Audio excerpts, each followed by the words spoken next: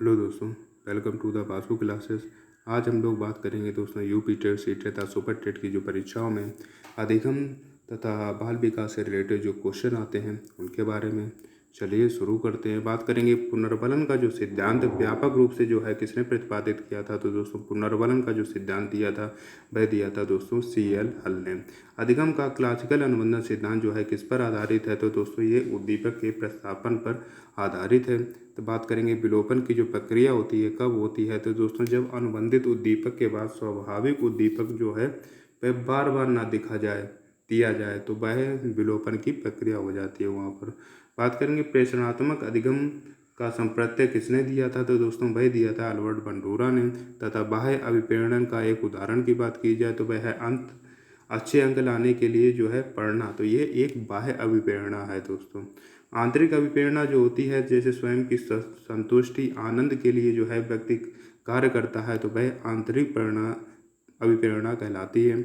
अधिगम की सर्वोच्च अवस्था की बात की जाए तो वह है संतुलित उत्तेजना और उनसे कोई भय ना हो तो वह अधिगम की सर्वोत्तम अवस्था कही जाती है।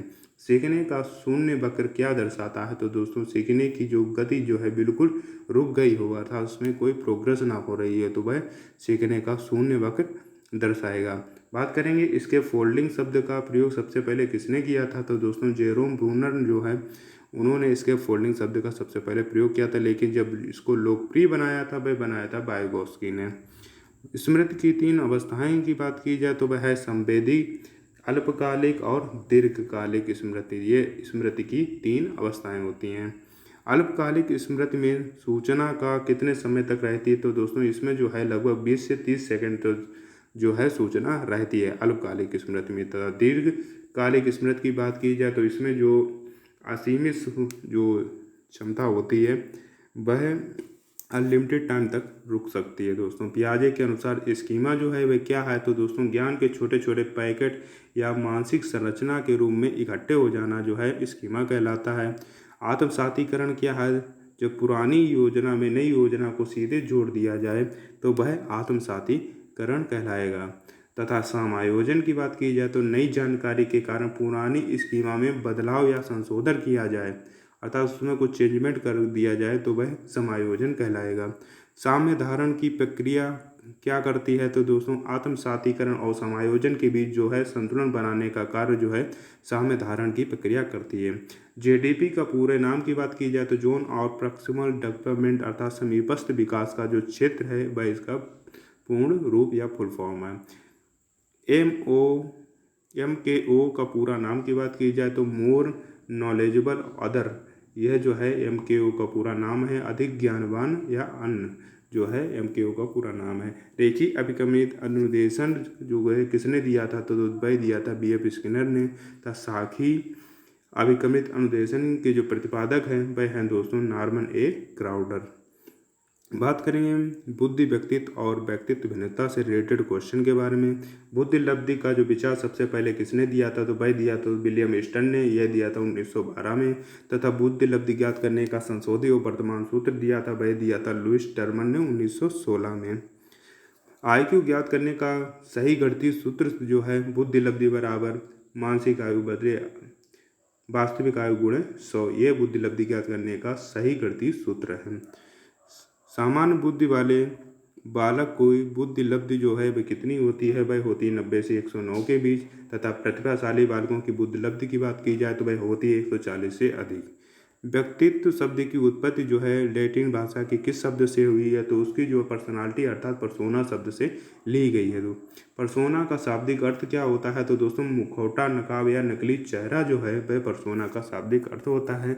व्यक्तित्व का स्याही धब्बा परीक्षण जो है वह किसने विकसित किया था। तो दोस्तों हरमन रोसा ने जो है व्यक्तित्व का स्याही धब्बा परीक्षण जो है विकसित किया था। प्रासंगिक अंतर्बोध परीक्षण जिसको TAT के नाम से जाना जाता है उसके प्रतिपादक की बात करेंगे तो वह थे मॉर्गन एवं मरे।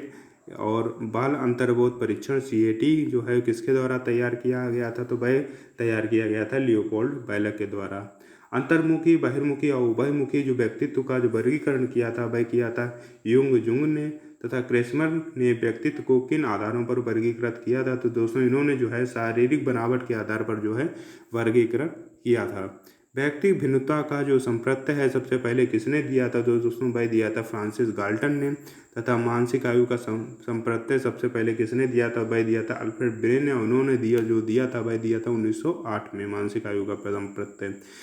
प्रथम सफल परीक्षण जो किसने बनाया था? तो भाई विने साइमन ने 1905 में। इड ईगो सुपर ईगो का जो संबंध है वह है सिगमंड फ्रायड से। इन्होंने व्यक्ति की संरचनाओं के बारे में बताया है। दोस्तों बात करेंगे अचेतन मन हमारे मस्तिष्क का कितना भाग होता है? तो दोस्तों वह होता है 9/10 भाग जो है, अर्थात 90% जो है वह अचेतन मनों का भाग होता है। तथा सृजनात्मकता मुख्य रूप से किससे संबंधित है? तो दोस्तों यह जो है अपसारी चिंतन से संबंधित है। तथा बुद्धि का पदानुक्रमिक सिद्धांत जो है वह किसने दिया था? वह दिया था दोस्तों फिलिप बर्नर ने। बात करेंगे गार्डनर के अनुसार संगीतमय बुद्धि जो है किसमें पाई जाती है? तो दोस्तों संगीतकारों और गायकों में जो है संगीतमय बुद्धि पाई जाती है। अंतरा वैयक्तिक बुद्धि की बात की जाए तो वह स्वयं की भावना और इच्छाओं को समझने की जो क्षमता है वह अंतरा वैयक्तिक बुद्धि कहलाती है। अंतर वैयक्तिक बुद्धि जो है वह क्या है? तो दोस्तों दूसरे की भावना और व्यवहार को जो समझने की जो क्षमता होती है वह अंतर वैयक्तिक बुद्धि कहलाती है। तथा शब्द साहचर्य परीक्षण जो है उसका निर्माण जो किया था वह किया था दोस्तों फ्रांसिस गाल्टन ने। तथा इसका जो संशोधन किया था वह किया था जुंग के द्वारा। प्रक्षेपण विधियाँ किसका मापन करती हैं? तो दोस्तों अचेतन मन और व्यक्तित्व का जो मापन है वह प्रक्षेपण विधियाँ करती हैं। धीमे सीखने वाले या पिछड़े बालकों की बुद्धि लब्धि की बात की जाए तो वह है दोस्तों 70 से 89 के बीच। जड़ बुद्धि वाले बालकों की बुद्धि लब्धि की बात की जाए तो वह दोस्तों 25 से कम। बुद्धि के पास मॉडल के प्रतिपादक जो थे वह थे दोस्तों जेपी दज्जास और नागलेरी और किर्बी। सृजनात्मकता के जो मुख्य तत्व हैं वह है प्रवाह, लचीलापन, मौलिकता और विस्थापन। यह सृजनात्मकता के मुख्य तत्व हैं। बुद्धि का प्राथमिक जो मानसिक योग्यताओं का जो सिद्धांत दिया था वह दिया था थर्स्टन ने।